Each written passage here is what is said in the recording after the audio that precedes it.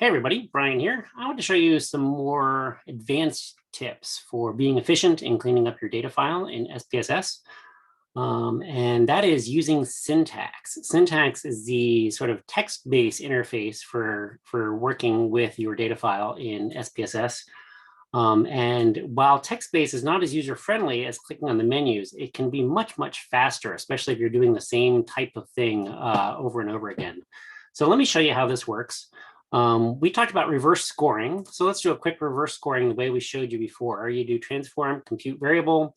We have one of these, we have 3 scales here, a happy scale with 3 items, and then a sad scale and a fear scale, each of those also with 3 items. Let's say we want to reverse score the first item of each of these scales. So the way we used to do it is we would take the maximum number value of the scale, which is 5 in this example, and we'll subtract 6 from each person, or we'll subtract each person's score from 6. So we'll have a new, call this happy 1R, and we will take each person's value and subtract it from 6. So this is the old way that we showed you. So we choose OK here. It's going to create a new variable for us. And notice in here, whenever we've always ignored this before, but what it does is it opens up this output and it puts this syntax, this bit of text that we've always just closed or minimized. But this is actually useful information. It says compute, and it gives the new variable name. And it shows that little equation with a period at the end that says execute. So what we can do is we can use this, copy and paste this into a syntax editor and do more things with it. Like we can reverse score the other items, the other first items on the other 2 scales you were talking about. To open up a new syntax window, anywhere in SPSS here, you go File, New, and choose Syntax. So now that we have that set up, we can get a couple windows going on here. We can just copy this from our output. Sometimes it's hard to select. It has a big block of text here, so sometimes you can just select the whole thing and paste it in, and gets all fancy formatting, and then we can just delete the stuff that we don't want. So here, this is going to do exactly the same thing. One thing about syntax is every command ends with a period. And then in order to make it actually happen, you have another command, which is execute, also with a period at the end. So we wanted to do this again, which, there's not really any need to. It's because we haven't changed the data at all. But let's just, here's that happy 1 variable that we just created.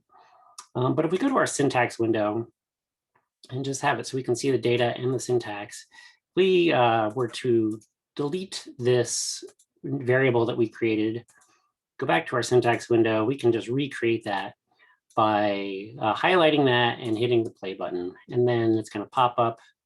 And here is that happy 1 variable, again, the reverse scored version. So the way that this saves us time is that we can edit this syntax. So now that we have this going on, we can copy that and put in 2 more copies to edit. So we can also take our sad variable and put that in here just by relabeling. And we can put in our fear variable. Again, just relabeling.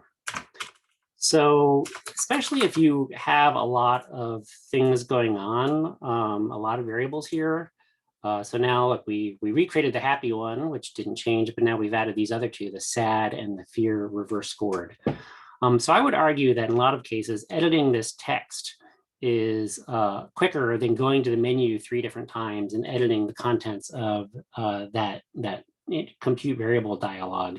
This is especially true if your variables are imported from Qualtrics, and so you're just changing numbers. Here we're changing several characters in the variable name, but if you're just changing like, oh, I want to do Q1, Q3, Q7, Q11, changing those numbers is a whole lot easier in a list like this than it is going into the dialog for each variable that you want to reverse score.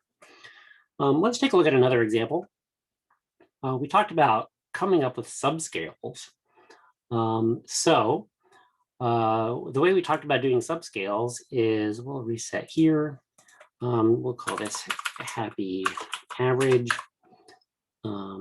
Keep leaving out the Y, happy average. And we did the mean of the happy, we'll bring in happy 1R, and then the other two unadjusted happy variables, the way that we look to do this without syntax.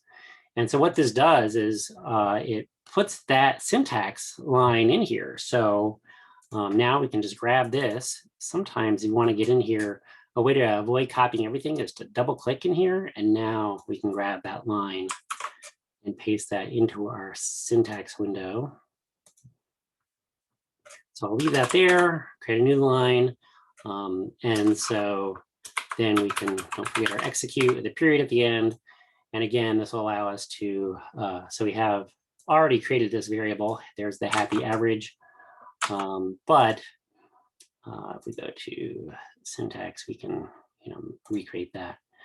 But of course, the real power is being able to do this more than once. So let me show you a cool trick. You can do search and replace. If you go to the start menu here in Windows and open up Notepad, Notepad is a very basic text editor, but it has a search and replace feature. So I have my happy variable working here. If I go to the edit menu or do the search, the Control H shortcut, I can replace, and I can say everywhere where I have the word happy or the text happy, let's put sad in there, replace all. And now I can grab this new text string and put this into my syntax window. Add it there. And then I can also do this for edit, replace. And now I'm going to replace sad and put in my fear variable, replace all. And so this is a very powerful way to take existing syntax and modify it. Oops, I missed my execute here. That's all right. Modify it so that I can do the same operation on multiple variables. So I'm going to create 3 subscales here just by modifying that original text. And I have the happy, sad, and fear. Plunk that in, and there's those new variables created. So that's a really efficient way if you're working with multiple subscales as a way to not have to do that more than once. And again, pay attention. I never remember the exact syntax command, which is why it's so helpful that SPSS gives us that here in our, where's our output? Here in our output window. So we can always just look whenever we do something through the menus, it's going to tell us what the syntax is so that we can recreate that or modify that effort in order to do that more than once.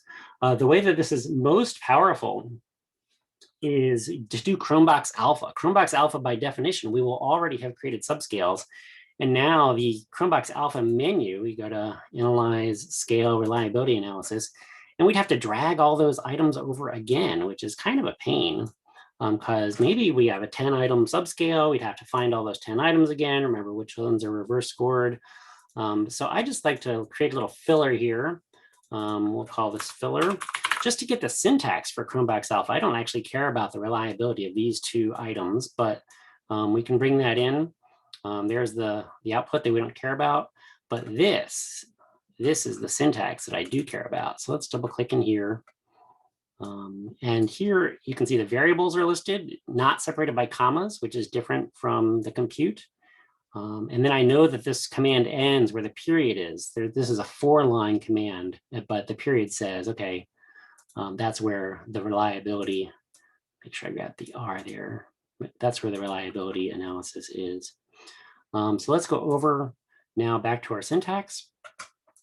And now that we've created those subscales, we can paste this and we can do 3 different reliability analyses. And here's where we can grab the actual variables that we're interested in and replace. Interestingly, the fact that commas are in there, it doesn't matter. So we don't even need to edit out the commas. So I'll do that for the happy and for the sad and for the fear. I already have a couple of those going on, but let's just bring those in.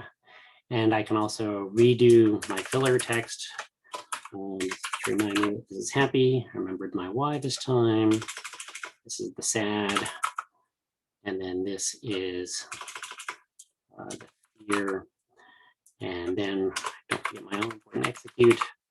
And now I can do all 3 of those Cronbach's alphas at once. And there they are. And of course, my Cronbach alphas are terrible because I am just making up data, but that's okay. Hey, at least these aren't negative. So there's the 3 Cronbach alpha calculations, a whole lot easier than going to that menu, dragging over all the subscale items again, just editing the syntax. And then one super easy thing about the syntax is that you can save this and save this along with your data file, reload it. And the advantage then is that, let's say you wanted to do some stuff in Qualtrics and download your data, you have a bunch of reverse scoring, calculate subscales, all that, and you decide, you know what, I really want to get more data and then redo all this. If you save your syntax file, you don't need to do anything except reopen that and say, okay, let's do all of our reverse scoring, and boom. Okay, now that we have that, let's create all of our subscales again and go. All right, now that we have those with the new data, let's see if our numbers are any better on the reliability analysis. And you can just run it all again instead of having to think about and even set up the syntax again. So that's really handy when you're planning to do like a preliminary analysis, and then you want to come back in later once you've collected more data and do some of the same things again. One thing I'd like to point out is that sometimes you have to do these things in chunks, especially if you open an old syntax file. Like look, these compute variables here have these reverse scored items in them. When I first open up this data file, these variables don't exist. Happy2 and Happy3 are from Qualtrics. The Happy1 I created up here, which means that if I want to do this again, I can't just run them all at once. I have to run this, boom, to create that reverse scored item. And then I have to do this as a separate chunk. Now that that variable is created, I'd be able to run that compute. But all this to say, this is a huge time-saving effort. It's really nice that SPSS gives us the syntax in the output window, so you can stop ignoring that and start using that to your advantage and save some time. So I hope that this brief intro to syntax has inspired you to do great things and save some time. And as always, let me know if you have any questions.